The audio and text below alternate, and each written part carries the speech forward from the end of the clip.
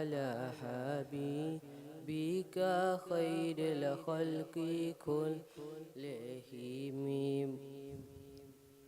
داعي إلى الله فالمستمسكون به مستمسكون بحبل غير منفسم مولاي صل وسلم دائما أبدا على حبيبك خير الخلق كلهم محمد سيد الكونين وثقلين والفريقين من عرب ومن نجم مولاي صل وسلم دائما أبدا على حبيبك خير الخلق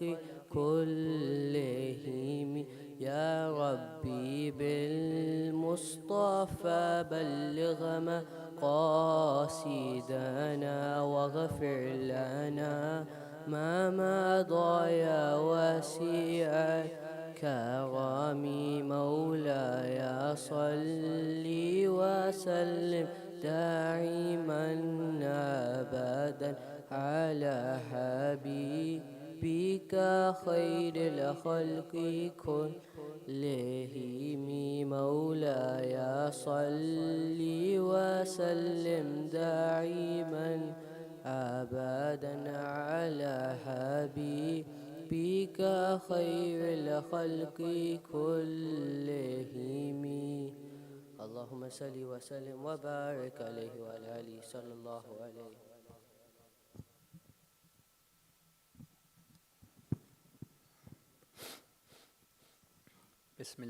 بسم الله الرحمن الرحيم الحمد لله رب العالمين الصلاة والسلام عليك أيها النبي. Brothers, sisters, those watching online, Assalamu alaikum wa rahmatullahi wa barakatuh. Inshallah, I'm going to spend the next 10 minutes or so just refocusing our mind, because currently we're in the Islamic month of what? Muharram, absolutely. And the Islamic year starts with which month? Muharram, mashallah. So that means we're in the new Islamic year. Yes? So it's not uncommon that when a new chapter starts in your life, or a new year starts, or someone has a birthday, that you put in objectives or you put in resolutions. Like, what am I going to do this year? What am I going to do now that I'm a year older? What am I going to do in the new year? How am I going to focus?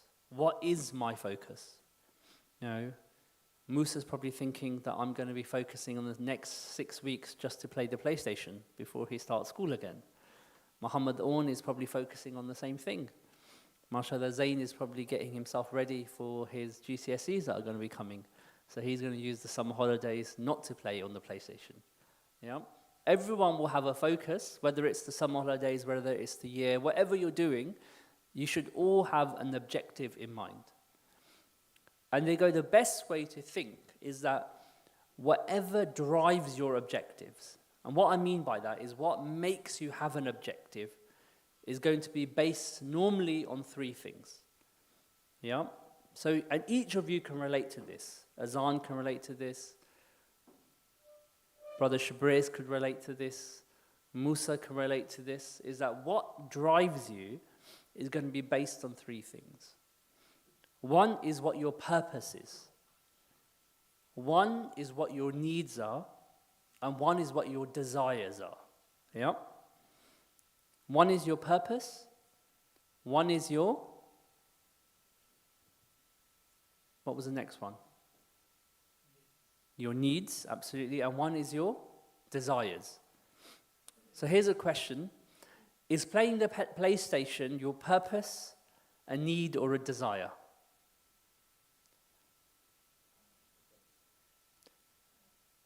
Musa, Playing the PlayStation. Is it your purpose? Is it your need? Or is it your desire? And mashallah, actually really good answer. Muhammad Zakir will probably say it's his need. And Abu Bakr Ali might turn around and say it's his purpose. Astaghfirullah. But no, Musa's absolutely right. Playing the PlayStation is a desire. But those three things we need to understand. Your purpose is what is the ultimate purpose of whatever you're doing. Your need is something that you require. You absolutely need it or you can't survive or life will be very hard. And your desire is something that you wish for, that you like, that you enjoy. Now, the reason I mentioned these three things is because you need to understand how our life fits in with these three things. Because from our perspective, from an Islamic perspective, whatever your purpose is in life, every single person on this earth can achieve their purpose 100%. Every single person on this earth can achieve their purpose 100%. So that means whether you are rich or poor, whether you live in Argentina or Africa, whether you live in Switzerland or Sweden, wherever you are, you can achieve your purpose 100%. Then comes your needs. Now with your needs, most people will be able to achieve most of their needs. 70% of your needs you should be able to achieve. So for example, your need is that you need to eat to survive. Most people will be able to have enough food to survive. A need, people have a need to earn money, to generate some form of income. Most people, 90% of people will be able to do that. A need is to start a family, get married. Majority of people will be able to achieve that. So purpose, you can achieve 100%. Needs, you can achieve about 90%. And your desires, you can achieve some, but never, ever can you achieve 100% of your desires. Is that clear? So then the question is, what is your purpose? The one thing that you can achieve 100% in this life, so many people don't even know what it is. Yet, the thing that you can definitely never achieve 100% of, your desires, most people will be able to tell you what that is. Musa told you his desire is to play the PS. But you cannot achieve that 100%. But the thing that you can achieve 100%, we don't know. Because your purpose, the reason that Allah created you, your fundamental being as to why we live on this earth, is to attain His closeness, to attain the pleasure of Allah. And how do you attain the pleasure of Allah? How do you attain your purpose? By reflecting His qualities, by reflecting the qualities of the Prophet Muhammad sallallahu alaihi wasallam. And inshallah, if those who don't know, but you have to know what your purpose is. Your purpose is to know Allah, to please Allah, to understand Allah. That's your purpose. How you achieve your purpose, that's a separate question. But if you can achieve your purpose 100%, then the question you should have in your mind, you should be asking, well, okay, if that's my purpose, to achieve the pleasure of Allah, how do I do it? And for that, you can speak to Brother Shabriz, you can speak to people here, and we can talk about how. But that's not what I'm going to speak about now. And now I just want you to know what your purpose is. And your purpose is that 100% you can achieve your goal, which is pleasing Allah. Now, it's really important to understand that, really important. Because it means whether you were born in Palestine or Pakistan, whether you live in the United Kingdom or Uganda, wherever you are, whether you are the richest person like Elon Musk or you are the poorest person like someone living in the depths of poverty, you can still achieve 100% of your purpose. Now that should be amazing if you think about it, that your objective, the reason that Allah made you, nothing in life, whatever your circumstances, you can still achieve it. Can you imagine that? that to have a goal that's always achievable, regardless of your circumstances. In fact, the harder your circumstances, the easier to achieve that goal. But we'll come back to that. But that's the first thing. So is everyone 100% clear? Your purpose, can you achieve it 100% in this life? I need to hear a resounding yes. Can you achieve your goal, your purpose 100%? Yes. Does it make a difference if you're rich or poor? Does it make a difference if you're from Palestine or Pakistan? No. Whether you're from the United Kingdom or Uganda, does it make a difference? Whether you're as rich as Elon Musk or as poor as someone in poverty, does it make a difference? No. Achieving your purpose, achieving the pleasure of Allah is 100% attainable. So that was point one. What was the second thing that I said most people can achieve? You have to speak louder. Needs, yeah? Most people can achieve their needs. 90% of people, yeah? And what did I mention? So people have a need to eat. Most of us will be able to eat. People have a need to marry. Most people will be able to start a family. People have a need to earn a livelihood. Most people will be able to achieve that. But the one thing you cannot achieve 100%, irrespective, is your desires.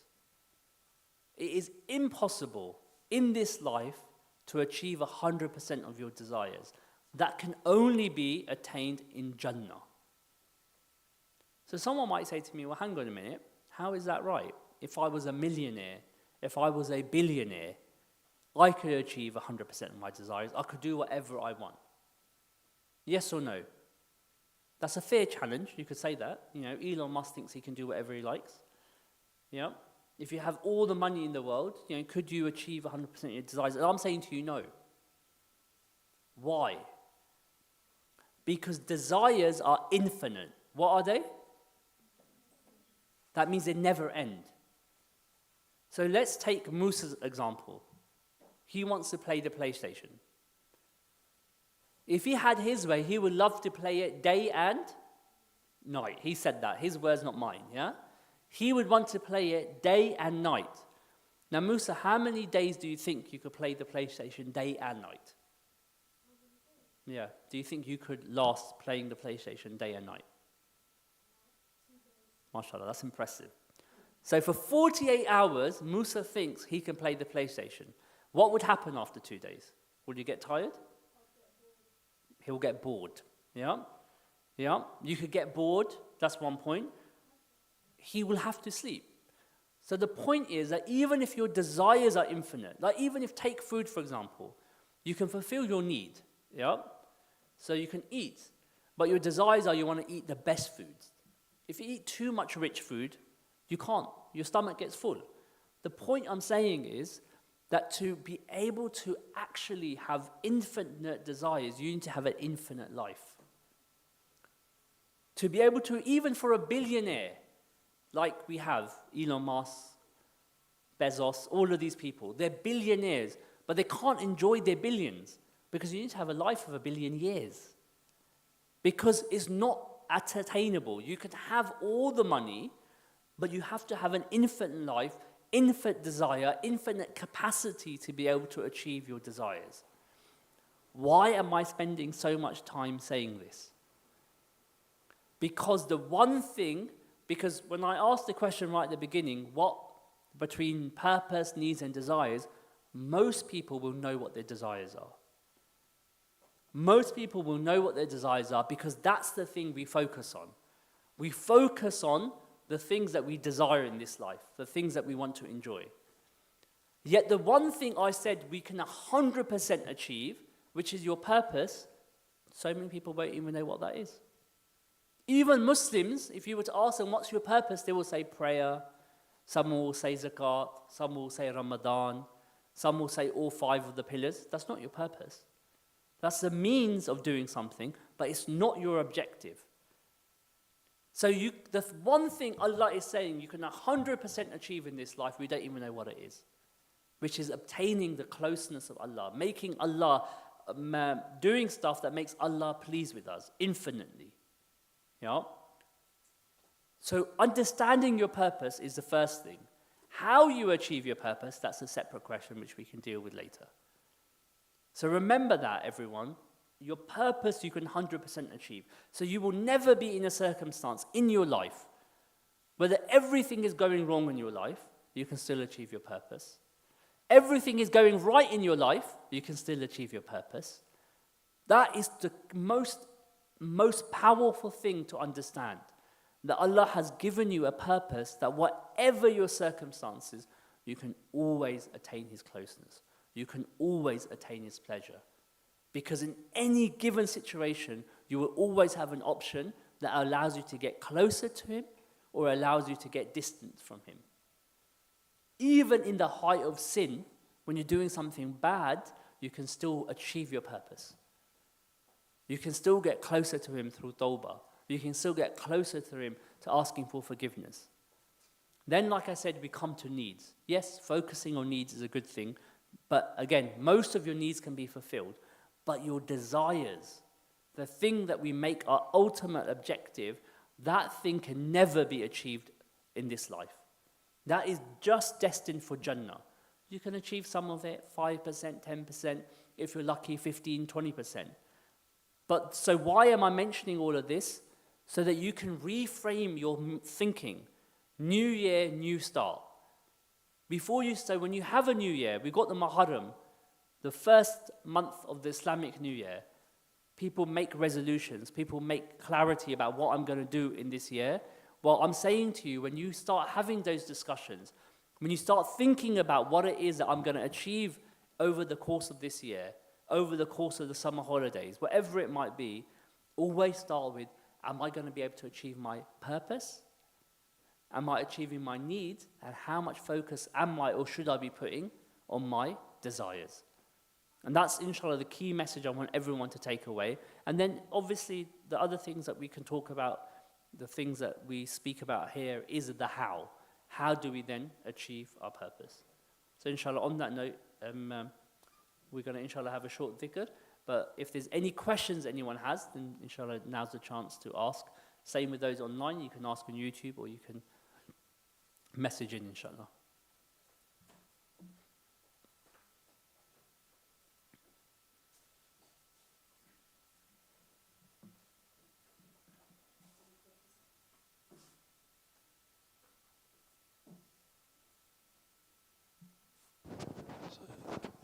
Inshallah, let's take this opportunity.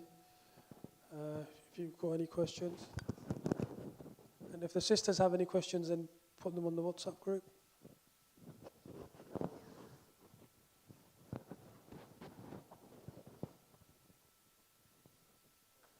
Inshallah, what we're going to do is, we've got some time, so I'm just going to pick up randomly a couple of people, and whatever comes in your head, just ask. Because the first one to ask a question, remember, everybody else is going to benefit.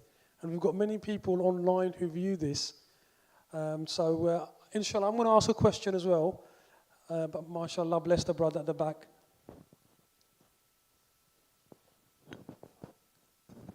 Assalamu alaikum. Sorry if you covered this already, because I arrived a little bit later. In terms of balancing those three aspects, and is there anything you would comment around that? And also indulging in desires, is there room for that within our tradition and our deen? So, mashallah, that's a really, really good question. For those online and for everyone here, the brother asked a question. He asked, the first part of his question was about, of those three things, how do you prioritize it? How do you balance it? And the second question he asked is, in terms of desires, is that something that we should be indulging in? You know, what's the parameters or what's the boundaries and guidelines around that? So let's start with the first one, because that's the simplest one. How much time should you give to your purpose, to your needs, and to your desires? You should give the amount of time or the value that Allah gives to all three. And also based on what you can achieve of all three. So your purpose has to be the thing that you give your complete focus to. I.e., it's the thing you can achieve 100%. So there's no point, even in work, if you had an objective and someone said to you, you know, Halil, you go to work and your boss said to you, I've got 3 priorities for you. Priority A, priority B, priority C. Just to let you know, priority C, you're never going to be able to do that 100%. Priority B, you can do about 90%. Priority A, you can smash it out of the park. Which of those 3 would you focus on? You'd give your most time to the thing that you know you can smash out of the park. The thing you can get an A star on is the thing that you're supposed to focus on. Then you focus on the thing you can get a B on, which is your needs. And then the last thing, when you've got that extra time and everything, then you focus on the thing that you can get a C on. And that's the sunnah of this life. Yeah? So is that clear? Now, this also then leads to a second question, which is a really good question. How much of your desires should you indulge in? You know, what's our boundary? First and foremost, to the extent that you can achieve your desires in a halal way, then there is no haraj. Haraj means there's nothing disliked about engaging in your desires. So, for example, you want to eat really good food, then bismillah. If you can afford to, you eat really good food. If you can afford to have good clothes, then alhamdulillah, you afford to have good clothes. So you can indulge yourself to that, engage in those desires, but it should not be, and this is really important, at the expense of objective A and objective B. Yeah? It's when objective A starts getting diminished because the fact that you're focusing so much on your desires that you start rejecting or not focusing on your purpose, or you spend more time on your desires and that you forget your needs, which is exactly what happens. If you think about it in the modern world, we will get into debt. We will get into debt to go on holiday in a far, hot country at the expense of our needs. So people will spend money, go into debt, to achieve their desire at the expense of them spending the next years not having enough food on the table. Happens. It's madness. You know? The worst of it is, we'll spend debt, get into debt to go on holiday to engage in something that takes us away from our purpose, i.e. committing sin. So this is something that's a real reality that we all have that option to achieve and engage in. And the third thing I'll mention, and this is really important because we have children here, and see how the prophetic sunnah is so important, how it relates to everything. So raise your hand here if you're a parent.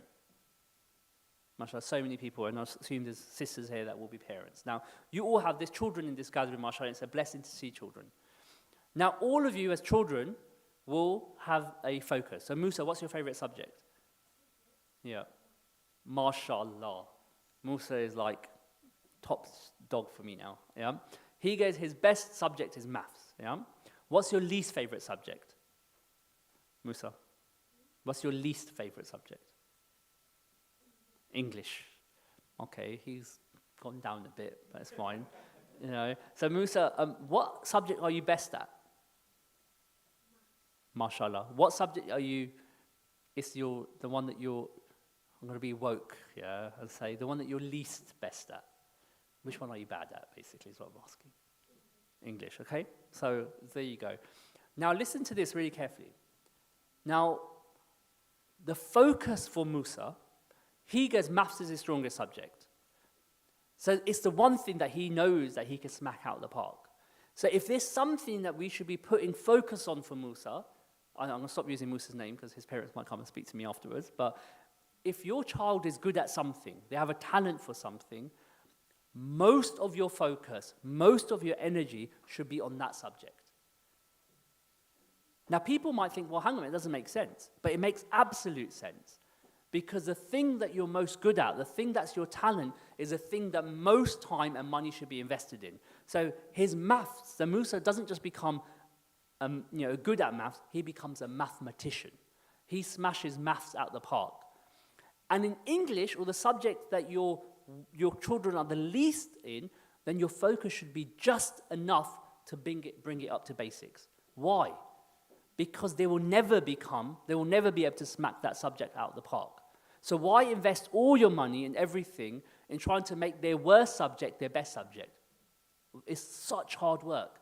So what you're supposed to do is invest enough time and money in the worst subject so it gets to a level of, say, a C or a B. But the most focus should be in the one thing they can smash out of the park, which is their strongest subject. And that is exactly the same principle applies. We can smash our purpose out of the park. We can achieve the closeness of Allah. We can achieve the pleasure of Allah, and therefore most focus should be put on that. The thing we can never achieve is our desires, so the least focus should be put on that. So even, and this will play to every pound and penny that you have. If you've got £1 million, invest most of it into your purpose. Give it in the way of Allah, fulfill it on your needs. And then you can put some on desires. Your time, most investment on your purpose. Whatever you have, all the things that you have at your disposal, that's the ranking and order you should put it on, inshallah. Jazakallah to the brother for the question.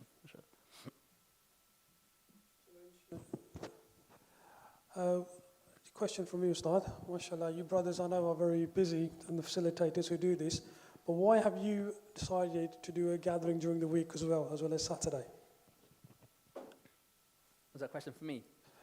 Well, obviously, I know you guys do mashwars and stuff, but you're sitting here, so I'm putting it out to yourself that, is it one day just enough for Allah? Why have you given us another day to the community? MashaAllah. So the question is that why are we doing some gatherings on Wednesday? And the answer to that is, well, hopefully it's relatively simple, because not everyone can make Saturday. So it's to give people more opportunity, basically. So Saturday caters for certain people, and they're available. So we've got another day that we've done, and we're trialing over the summer period to make it easier for people to attend. And also, because summer holidays, people have more opportunities to come, and therefore to, a reminder benefits the belief. And ultimately, this is what these gatherings do. They remind you of what? So what should a reminder be? It should be reminding you about Allah. It should be reminding you about your objective, reminding you about your purpose. That's what all of these gatherings should be. The focusing and anchoring you back in that. Does that answer your question? Jazakallah for that. So inshallah, we're going to do a short zikr as we always do. So just correct our intentions and just have the three key in mind. Allah subhanahu wa ta'ala is watching, Allah ta'ala is hearing, Allah ta'ala is with us.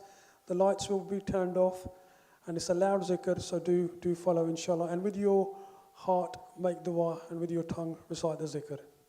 Jazakallah.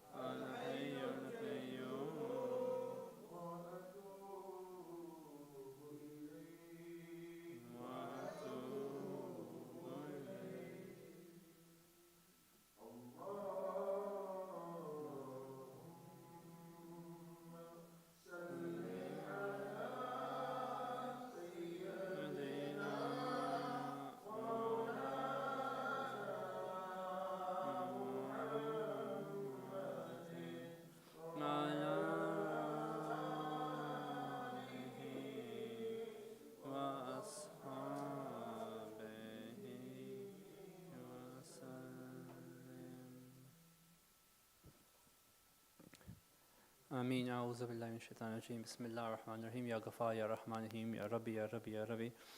Ya Allah, please see your mercy and blessing rahmah. Ya Allah, please accept this gathering, Ya Allah.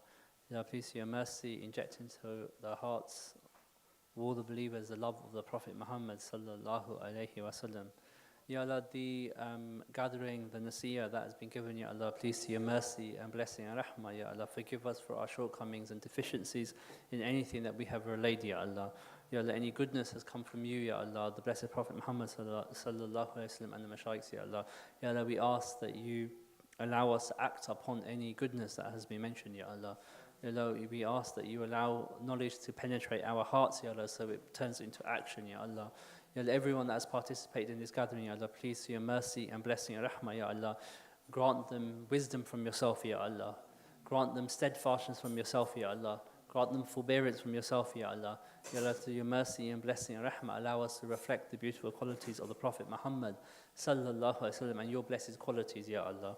Ya Ghafar, Ya Rahman, Ya Rahim, Ya Rabbi, Ya Allah, please, through your mercy and blessings, allow us to be laser focused upon our purpose in this life, Ya Allah. Allow us to truly seek and attain our purpose in this life, Ya Allah. Ya Allah, allow us to prioritize as we should prioritize, Ya Allah. Allow us to follow in the footsteps of the Prophet Muhammad sallallahu alayhi wa sallam.